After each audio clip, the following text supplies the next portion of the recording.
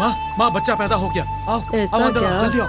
क्या हुआ है? लड़की हुई है। जनरल वार्ड खाली नहीं है। स्पेशल वार्ड कोई जरूरत नहीं है स्पेशल या जनरल वार्ड में रखने की। ए, तू समझता नहीं है क्या? स्पेशल वार्ड दूं? जनरल वार्ड खाली नहीं किसी भी कोने में। अरे रे, कैसा इंसान है। जब भाग बेवकूफ।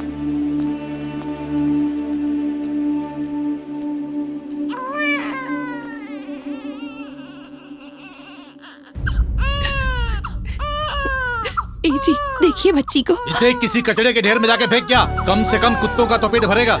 आप ऐसे क्यों बोल रहे हैं जी? तूने 5वीं लड़की को जन्म दिया है, कम से कम एक लड़का तो दे सकती थी ना। मेरा वंश तो आगे बढ़ता। टूटी किस्मत है तेरी, हर बार लड़की पैदा करती है और बोलती है देखो इसे। मेरा दुखड़ा मैं किसको जाकर सुनाऊं?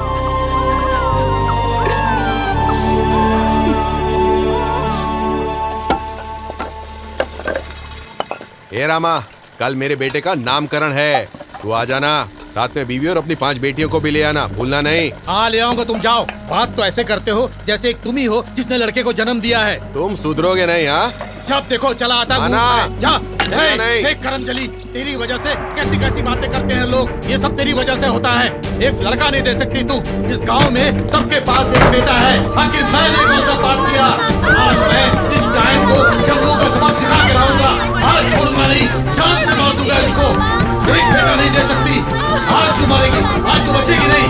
आज छोड़ूंगा नहीं, आज जान से मार दूंगा। और जब देखो लड़की पैदा कर देती है, एक लड़का नहीं दे सकती। 5 लड़कियों को जन्म देने की वजह से उसका पति हर रोज उनकी मां पर कहर बरसाया करता था। इन घटनाओं का मेघना के दिमाग पर काफी गहरा असर होने लगा था। एक दिन कुछ ऐसा हुआ जिससे छोटी सी मेघना का दिल डर और दुख की जगह बदले की आग से दहक उठा। हम अपनी 4 बेटियों को तो पढ़ा नहीं पाए, कम से कम मेघना को तो पढ़ा सकते हैं। उसकी फीस के लिए मुझे कुछ पैसों की जरूरत है। क्यों रे डायन? पैसा क्या तेरा बाप देगा जिससे तू अपने बच्चों की पढ़ाई की फीस भरेगी? मेरा बाप क्यों पैसा देगा? जिसने जन्म दिया है क्या वो बैठ के बीड़ी फूकेगा? मेरी माँ से जुबान लड़ाती है। रुक देखता हूँ तुझे, आज सारी हेकड़ी निकाल दूंगा।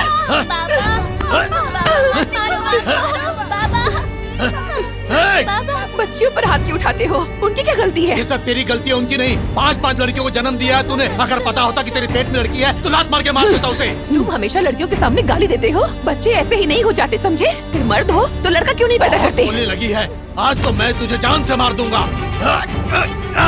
पर जेल गई उसकी माँ। उसकी माँ को उम्र कैद की सजा सुनाई गई। मेरे बच्चे, मत रो मेरी बेटियों। देखना मैं जल्दी ही बाहर आ जाऊंगी। टेंशन मत लो बेटी, तुम्हारे डॉक्टर बनने के बाद मैं बाहर आ जाऊंगी। आशा बेटी, तुम मेघना की पढ़ाई की तरफ बहुत ध्यान देना, ठीक है? मैं वापस आऊंगी। आशा बेटा, तुम सबका ध्यान रखना। हम अच्छे से पढ़ाई करेंगे। बहुत ध्यान रखना मेरे बच्चे। मेघना की बहनों ने मिलकर मेघना को आखिरकार एक MBBS बना दिया। यही वो वक्त था जब तुम मेघना से मिले और प्यार की शुरुआत हुई। तुम्हारा प्यार पाकर मेघना काफी खुश रहा करती थी, लेकिन बस एक फोन कॉल, बस वो एक फोन कॉल उसकी मानसिक स्थिति को बिगाड़ने के लिए काफी था। वो फोन कॉल जो किसी और का नहीं, तुम्हारे भाई विजय का था।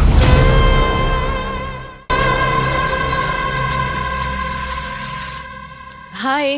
हेलो मेघना, मुझे तुम्हारी एक हेल्प चाहिए थी। बोलिए ना विजय भैया। मेरी वाइफ प्रेग्नेंट है।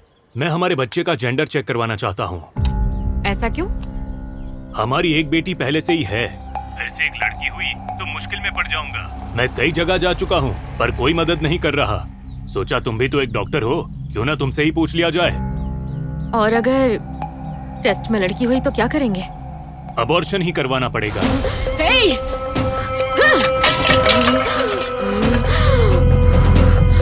अबॉर्शन।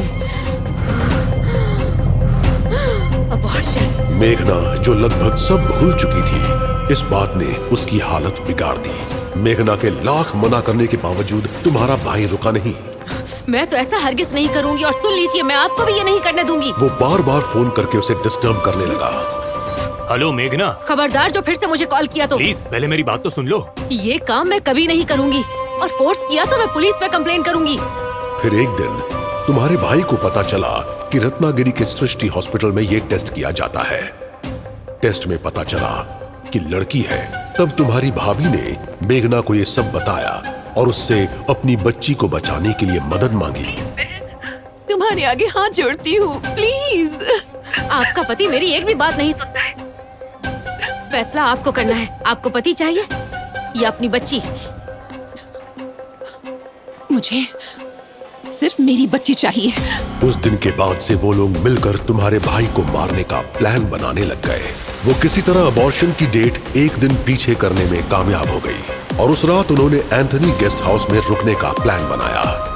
रात को विजय के सो जाने के बाद मेघना ने विजय की नाक के आगे बेहोशी की दवा स्प्रे कर दी और उसे बेहोश कर दिया। कोई भी इंसान उस दवा को सूंघ ले तो वो इंसान गहरी नींद में चला जाता है। इसी मौके का फायदा उठाते हुए उन दोनों ने मिलकर नींद में ही विजय को फंदे से लटका दिया, जिससे उसकी मौत हो गई। तुम्हारी भाभी ने अपने ससुर को समझाया कि उसकी कोख में लड़की है। इस बात को जानकर विजय ने आत्महत्या कर ली। परिवार की इज्जत के बारे में सोचकर तुम्हारे पिता ने विजय का पोस्टमार्टम होने से रोक दिया, अपने पति का कत्ल किया। इस बात का एहसास होते ही तुम्हारी भाभी ने जहर पीकर आत्महत्या कर ली। इस बात की खबर मिलते ही मेघना बहुत परेशान हो गई। उसकी बीमारी और भी बिगड़ती चली गई। मन ही मन उसने फैसला कर लिया कि जो कोई भी स्त्री भ्रूण की हत्या की कोशिश करेगा वो उसे मार डालेगी। इसके बाद डॉक्टर प्रियंका के पास जो भी पेशेंट अबॉर्शन के लिए आया करते थे उन्हें वो काउंसलिंग के लिए मेघना के पास भेज दिया करती थी। तुम्हारे पति की अबॉर्शन करवाने की सोच एक किस्म की मानसिक बीमारी का नतीजा है।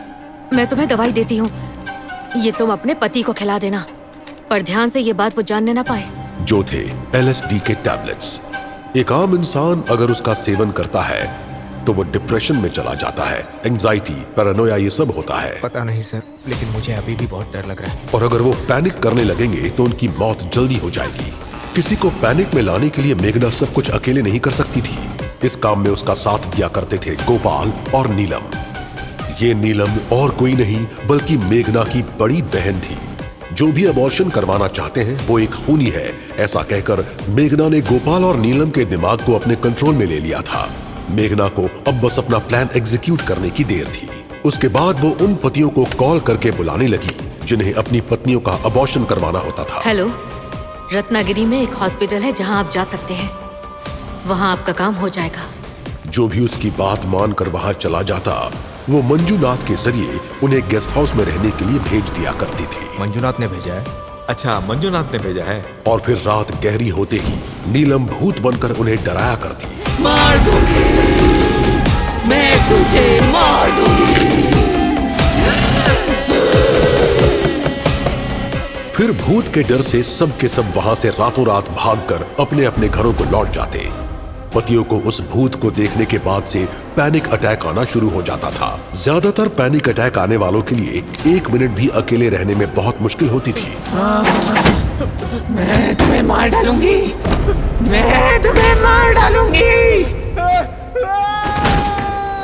इस वजह से ज्यादातर लोग भूत के डर से होश खोकर सुसाइड कर लेते थे। कुछ लोग घर छोड़कर भाग जाते, जिनके परिवार वाले उनके नाम से मिसिंग रिपोर्ट दाखिल करवाते।